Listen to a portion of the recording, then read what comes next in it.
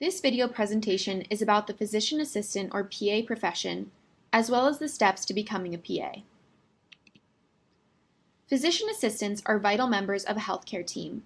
A little history to start. The PA profession is rather new. It began in the 1960s during a time when physicians were in relatively short supply. The initial PAs were military veterans who had served as medics in the Vietnam War. Once they re-entered civilian life, they began to utilize their extensive medical knowledge and experience as healthcare providers alongside physicians. Now, the relevance of PAs to healthcare is increasing rapidly as the health system tries to meet the ongoing demands for competent, cost-effective healthcare. This video presentation will provide basic information about the profession of physician assistant, the steps to becoming a PA, as well as things to keep in mind as you work to prepare a competitive application to PA programs. If you would like to discuss your pre-PA or pre-health interests further, please schedule an appointment through your Handshake account to meet with the pre-health advisor. A physician assistant is a medical professional who is licensed to provide comprehensive medical care. PAs both diagnose and treat illness in patients. They may develop treatment plans, assist in surgery and post-surgical care, and prescribe medications. PAs work with physicians as part of a collaborative, interprofessional medical team.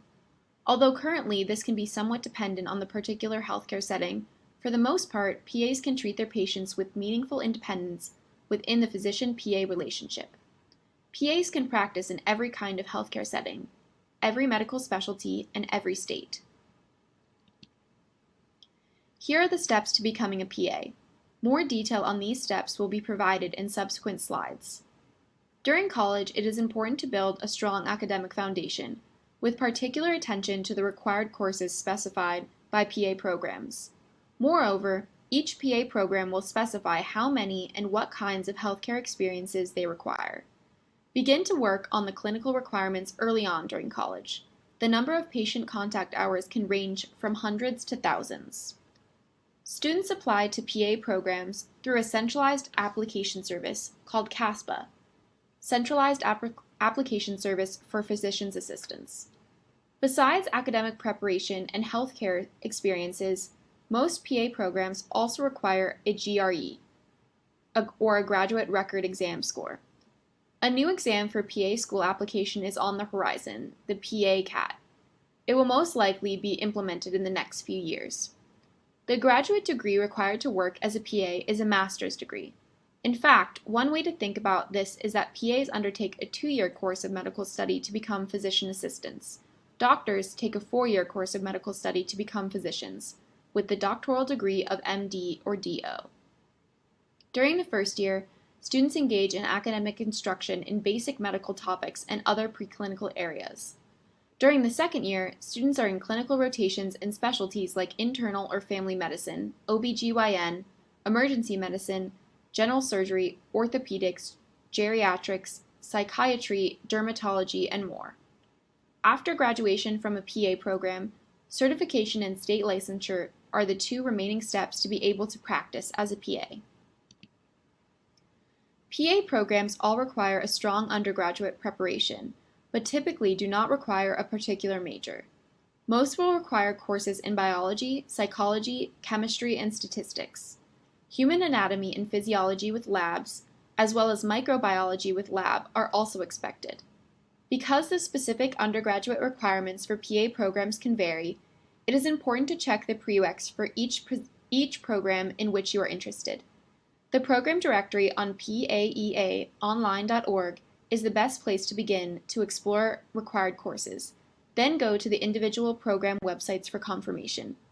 You can work with your pre-health advisor to determine how and when to include required courses into your schedule. All PA programs, additionally, require a significant amount of clinical experience, hundreds to thousands of hours depending on the program. Some even specify what types of healthcare experiences qualify for them. For example, patient versus non-patient contact. This is another important piece of information to gather when planning to apply to PA programs. Again, check paeaonline.org. Start early on your clinical experiences and be sure to keep track of your hours. Some common places to get clinical exposure include hospital volunteering, clinics, shadowing programs, nursing homes, and certification as a phlebotomist. The Graduate Record Exam, or GRE, is the standardized exam currently required by most PA programs. Register for it on ets.org. Take a look at some GRE prep books to see how best to prepare for this test. Students typically take the GRE 6 months or so before applying. The new the PA-CAT, is being created. This exam will test specific disciplines required to be successful in PA school, such as biology, chemistry, social sciences, and statistics. Be aware of this upcoming change and prepare yourself accordingly.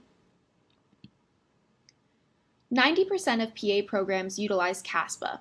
CASPA collects your transcripts, exam scores, letters of recommendation, application materials, and fees, compiles them, and releases them to each program to which you are applying. The application cycle opens in April. A student who hopes to begin a PA program immediately after graduation from college will apply through CASPA in late spring of their junior year and throughout the summer before senior year. Program deadlines similar to program prerequisites differ. Be sure to check. You will need to ask for letters of recommendation for your CASPA application.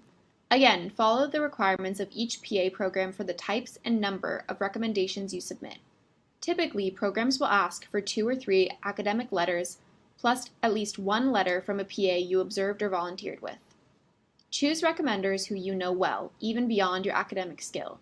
Prepare your resume. The Career Lab is a good place to get help with this.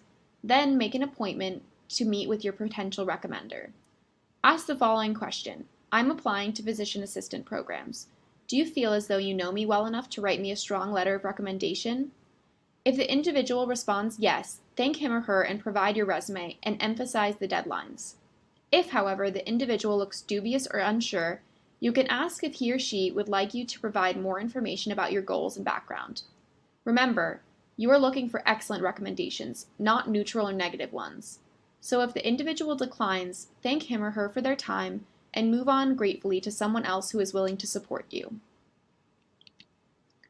Here are the current 2019-2020 application fees. You can probably expect for fees to increase every year. If you think that your family can qualify for financial aid, apply for fee waivers.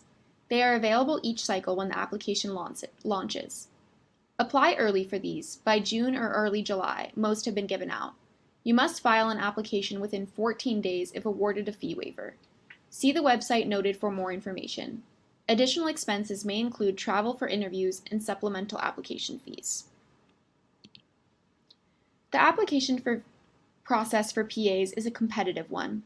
It makes sense to have most, if not all, of your prerequisite coursework completed at a high academic level and most, if not more than, of your clinical hours completed when you apply, so that you can be as competitive an applicant as possible. Additionally, PA programs are interested in applicants who have been engaged members of their campus communities and who have acquired a well-rounded perspective on healthcare and patient needs. Be sure to attend to these things during your college career.